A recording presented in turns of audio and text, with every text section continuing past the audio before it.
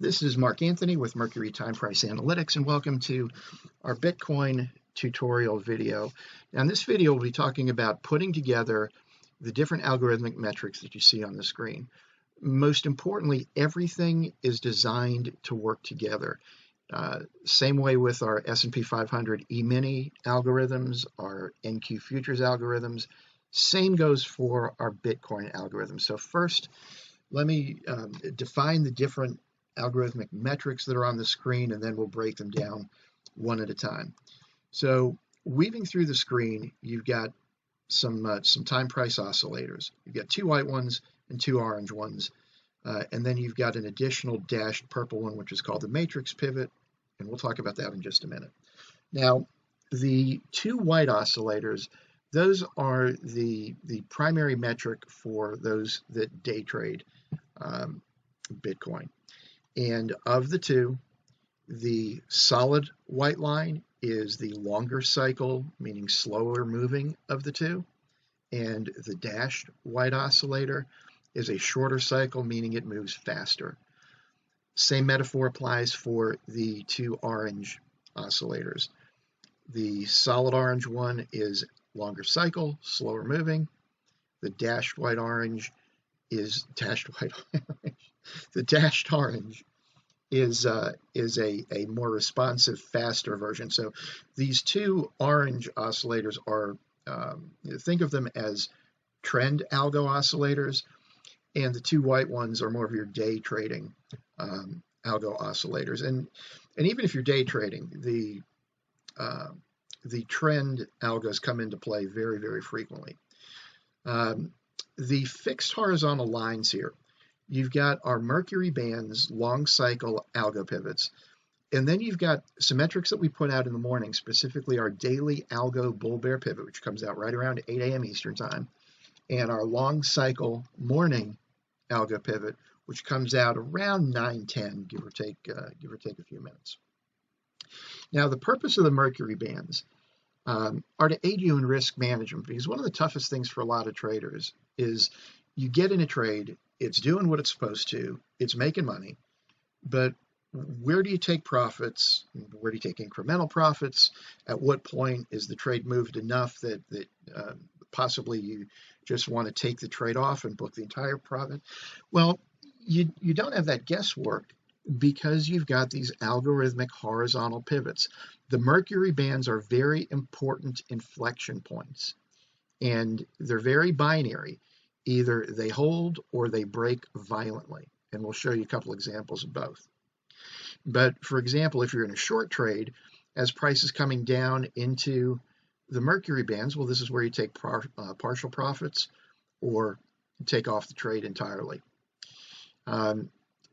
The daily bull bear pivot, quite simply, the daily bull bear pivot is the most important number on the board every day. And it goes the same with the S&P E-mini, with the NQ futures, with any instrument that we apply our algorithms to. The daily algo bull bear pivot is the most important number. And it's quite simply a bull bear action pivot. Long above, short below, period, end of story. So we can see that price comes down into the solid white algo oscillator, and then you get a back test, which stops literally within $1 of the daily bull bear pivot. Daily bull bear pivot on August 18th was 12,354. The high on this bar is 12,355, so $1. And that's where it rejects.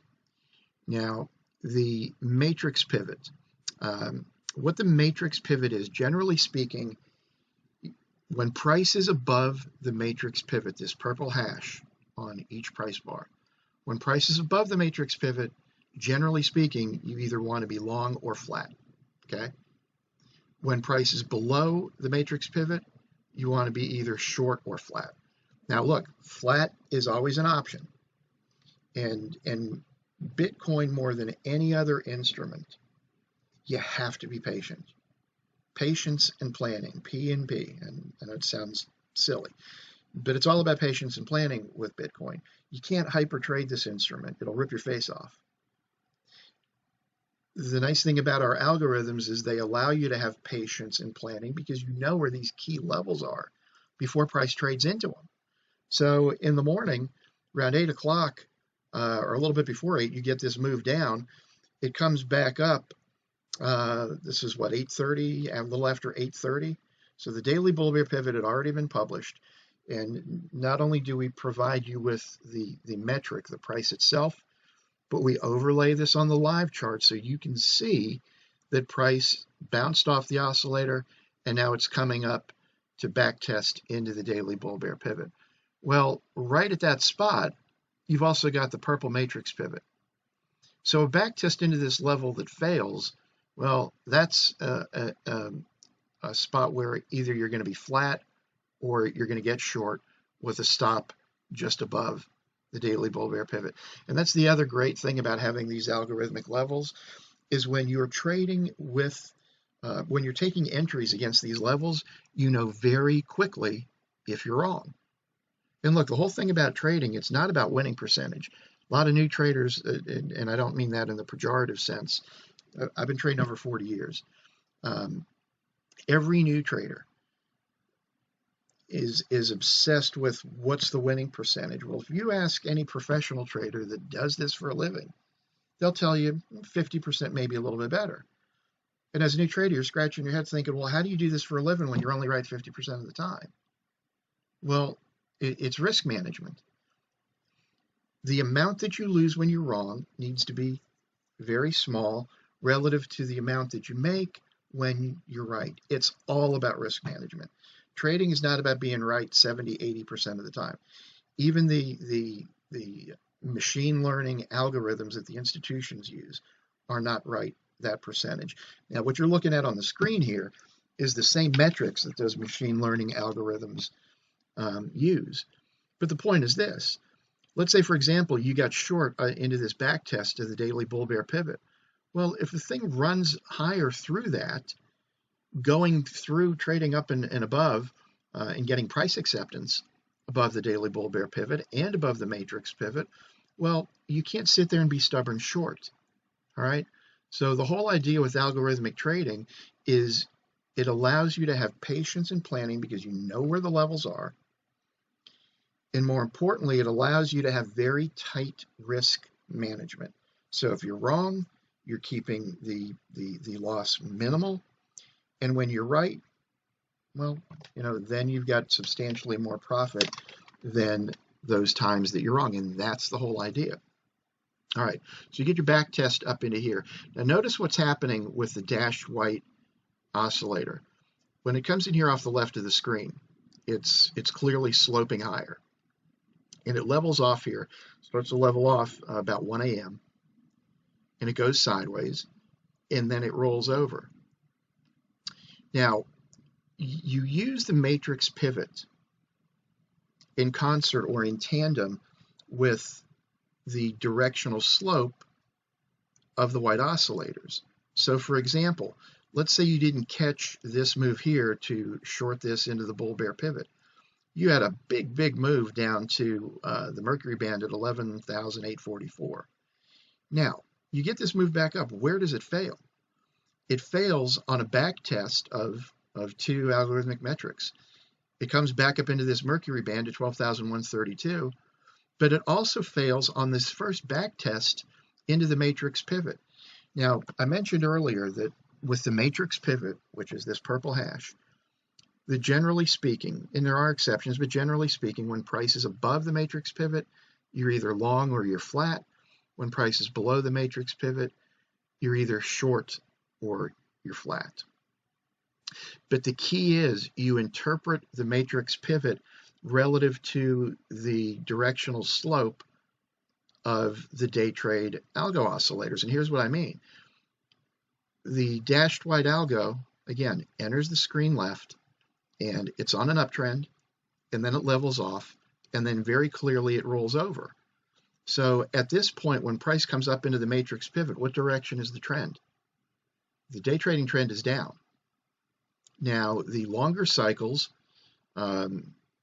this one is going sideways. This one is still going marginally in the upward direction. So little bit inconclusive here, but we're talking about a day trading entry right here. So when price comes down to the Mercury band, comes back up, and it fails the back test into this Mercury band, well, you knew ahead of time this Mercury band was here. So when price comes up to this, and these are key inflection points, like I said earlier, the Mercury bands are very binary. Price either is repelled and goes back in the other direction, or it'll bust right through like it did when it came down into this, splat. So our systems more often than not, well, actually not more often than not, the majority of the time, when you get a nice trend move, you'll get a back test failure entry, which is what you had right here. So price comes up here, it closes just marginally, very marginally above the Mercury band, and then you have this bar that comes down just a little bit above the low of this green bar, and then it breaks. Well, the minute it trades below this bar, now you've got triple confirmation. It failed to back test at a Mercury band, it failed to back test at the matrix pivot, and it failed that back test at the matrix pivot within the broader context of the day trading trend is now lower. You can clearly see that this dashed white, the fastest moving of the white and orange algos, it's clearly turned down. In addition to that, it also crossed over. So that's your second entry. Now, when price came down, we'll work back a little bit prior to this spot. So if you had taken this short entry here, price came down and it broke the white algo oscillator, the solid white, and it comes down here into the long cycle morning pivot. Now again, to recap, the daily bull bear pivot is published right around 8 a.m. Eastern time. The long cycle morning pivot is published, depending upon the day, around 9:10 to 9:15. So when price comes down into this, you could take partial profit into that, but there's no reason to take this position off until you see whether this long cycle morning algo pivot's going to hold. Well, it didn't, it broke.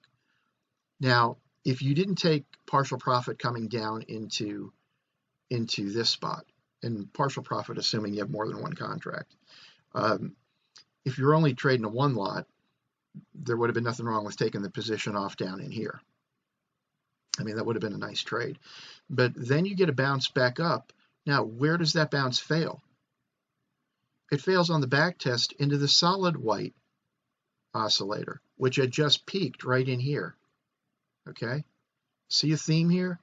When the oscillators roll over and they're going down, back tests will tend to fail right up into them. Failure here, failure here. Here you have a crossover of the dashed white oscillator crossing over the white algo, and then you just have a real nice move down. Failed back test here. You come back down below the dashed orange trend oscillator. You come back up, couldn't even make it back up to the matrix pivot this time, and then loses that orange line. You know, if you've been trading long enough, you've heard the expression "second mouse gets the cheese." Okay, and when you're trading Bitcoin, there are spots where you can take a proactive trade, or preemptive if you want to call it, into the daily bull bear pivot. Because here's the thing: if you got short back up into this, and you also know that at this spot the matrix pivot is also starting to have a downward bias. But if you were wrong and this went through it, then you could get long and have a stop right on the other side. So the daily bull bear pivot, you know, some of the best trades you'll ever take, whether it's ES or NQ with those algorithms or with this one, are long above and short below the bull bear pivot. But you have to be flexible and not get stubborn one way or the other. So if you did take a short up into this bull bear pivot and it wants to trade above it, you can't sit there and be stubborn short. You know, the fastest way to lose money trading anything is to be stubborn long or stubborn short. If the price action changes and it's telling you something different than whatever your original premise was when you first entered the trade, you have to get out, okay? Going back to what I said earlier, let's say you do this professionally and your winning percentages, your hit rates, maybe 50%, maybe a little more, maybe a little less. What you can't do is take a big loss on one trade. So, you know, you have to be willing to admit that you're wrong as soon as possible. And you have to be okay with that. Folks that have a tough time with this stuff are folks that tend to be too much of a perfectionist. Look, if you're trading, you're going to be wrong sometimes multiple times every single day. The question isn't whether you're going to be wrong during the day. The question is, how precisely are you going to manage that risk? So when you are wrong, it's a paper cut, and when you're right, you know, then you're harvesting those handles. And if we play this through, you can see what you have in this whole sequence. You get a move down that fails to hold this Mercury band, where it held it precisely here on this bar. So on this bar, you break the Mercury band. You come down to the next Mercury band. This one's at 11,699. You get a bounce up, doesn't quite get there, comes back down. And ultimately, where does it fail?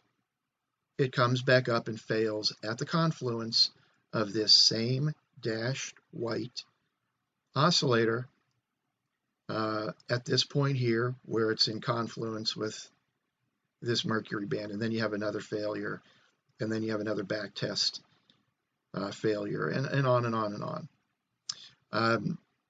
So that's going to be a wrap for this particular video. We thank you so much for watching this video. If you're a member, if you have any questions, you can contact me at markanthony@mercurysignals.com. If you're watching this video on YouTube or from a Twitter post or Facebook, you can find out more information about our trading systems at mercurysignals.com. Thank you so much for your time. Most importantly, God bless you, God bless your family, and we hope to see you again soon.